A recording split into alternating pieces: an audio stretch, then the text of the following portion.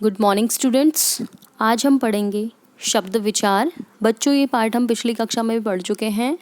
इसके कई सारे पार्ट्स होने के कारण हम इनको टुकड़ों में पढ़ पा रहे हैं, इसलिए पिछली कक्षा में जो भी हमने कुछ पढ़ा एक बार दोहरा लेते हैं, फिर उसके बाद आज का टॉपिक शुरू करते हैं। तो अब तक हमने जाना एक या एक से अधिक वर्णों के मेल से बने सार्थक वर्ण समूह को हम शब्द कहते हैं।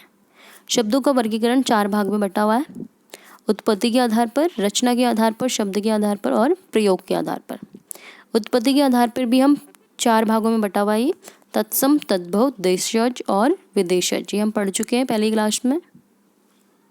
दूसरा है आपका रचना के आधार पर: रूढ़ शब्द, यौगिक शब्द और योग रूढ़ शब्द। आज हम पढ़ेंगे अर्थ के आधार पर शब्दों के भेद। तो चलिए शुरू करते हैं। अर्थ के आधार पर शब्दों का वर्गीकरण 2 भागों में बटा हुआ है: सार्थक शब्द और निरर्थक शब्द। सार्थक यानी जिनका कोई ना कोई अर्थ अवश्य हो, चाहे वो कोई भी शब्द हो: दिन, रात, उचित, अनुचित, आम, अमरूद, फल, गेहूं, धतूरा, सोना, मृत्यु, प्रथम। कोई भी शब्द हो पर उनका कोई अर्थ होना चाहिए, उसे कहते हैं हम सार्थक शब्द।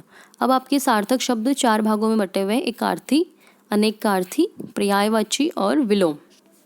एक एक करके इनको भी जान लेते हैं हम। एक आर्थी शब्द, एक अर्थ देने वाला, यानी वो शब्द जो आपको सिर्फ एक ही अर्थ दे उसे कहते हैं हम एकार्थी शब्द। प्रथम, प्रथम का मतलब है पहला, और प्रथम का केवल एक ही मतलब है, इसलिए इसे हम एकार्थी शब्द कहते हैं। दूसरा आपका अनेकार्थी शब्द।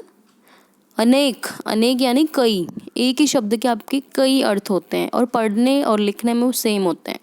उदाहरण के लिए जल, एक जल है आपका पीने वाला पानी और एक जल होगा आपका जल जाना। तो जल दोनों लिखते भी एक जैसा, हम पढ़ते भी एक जैसा है, इसलिए आपका ये अनेकार्थी शब्द कहलाता है। तीसरा है आपका पर्यायवाची शब्द। पर्यायवाची को हम समानार्थी शब्द भी कहते हैं। जो शब्द लिखने में तथा बोलने में तो अलग अलग होते हैं, परंतु उनका अर्थात वो शब्द जो हमें अलग अलग हम लिखते हैं, अलग अलग बोलते हैं, पर उनका अर्थ एक ही होता है, उसे हम कहते हैं पर्यायवाची शब्द। जैसे सूर्य को हम दिनकर भी कहते हैं, रवि भी कहते हैं, भानु भी, पर तीनों का अर्थ एक ही है, यानी सूर्य। इसे कहते हैं पर्यायवाची शब्द। अंतिम भाग है आपका विलोम शब्द। विलोम को विपरीतार्थी शब्द भी कहते हैं, यानी उल्टा, विपरीत, किसी शब्द के बिल्कुल अगेंस्ट, उल्टा बोलना या उल्टा लिखना, उसे कहते हैं हम विलोम शब्द। दिन का रात, कम ज़्यादा, उचित अनुचित, न्याय अन्याय, ये सब आपके क्या है, ऑपोजिट मीनिंग दे रहे एक दूसरे का, इसलिए इनको कहते हैं हम विलोम शब्द। दूसरा भेद है आपका निरर्थक शब्द। निरर्थक यानी उन सब वो शब्द जिनका कोई अर्थ ना निकलता, उसे कहते हैं हम निरर्थक शब्द। जैसे कभी कभी हम अपनी भाषा में या अपनी बोली में ऐसे शब्दों का प्रयोग करते हैं पर उनका कोई मीनिंग नहीं होता, इनका मीनिंग डिक्शनरी में भी नहीं है, इसलिए इनको हम निरर्थक शब्द की कैटेगरी में रखते हैं। उदाहरण के लिए चाय के साथ हम वाई भी बोल देते हैं, चाय वाई, रोटी वोटी, पानी वानी। तो चाय का मतलब तो है पर वाई का मतलब कुछ भी नहीं है, रोटी का मतलब है पर वोटी का मतलब कुछ नहीं है, पानी का मतलब है पर वानी का मतलब कुछ नहीं है।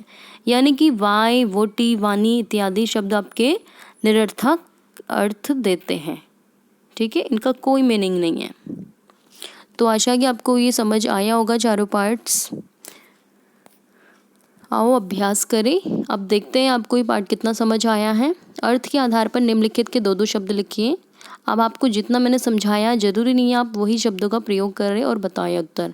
आपको जितना कुछ भी आता है आप यहाँ पे शब्दों का यूज़ कर सकते हैं। यहाँ पे आपको एकार्थी शब्द बताने हैं, कुछ भी आपके दिमाग में आ रहा हो, एक अर्थ देते हो जो, मित्र, घर, मृत्यु, दिन इत्यादि, कुछ भी हो सकता है। तो उदाहरण के लिए मित्र और घर। अनेकार्थी शब्द, अनेक अर्थ देते हैं जो, जल, या फिर भेद। भेद का एक होता है रहस्य और दूसरा भेद का मतलब हुआ प्रकार। हम कहते हैं संज्ञा के 3 भेद हैं, तो ये प्रकार। पर्यायवाची शब्द कुछ भी दे सकते हैं पर्यायवाची में, जैसे गंगा के लिए सुरसरी भी कहते हैं, गंगा के लिए हम भागीरथी भी कहते हैं। विलोम शब्द, स्वाधीन का पराधीन, वरदान का अभिशाप। तो बच्चों आज का आपका होमवर्क यही है कि आपको ये चारों प्रश्न अपनी कॉपी में लिखने हैं और याद करने हैं। अगली कक्षा में मिलते हैं नए टॉपिक के साथ, तब तक के लिए धन्यवाद।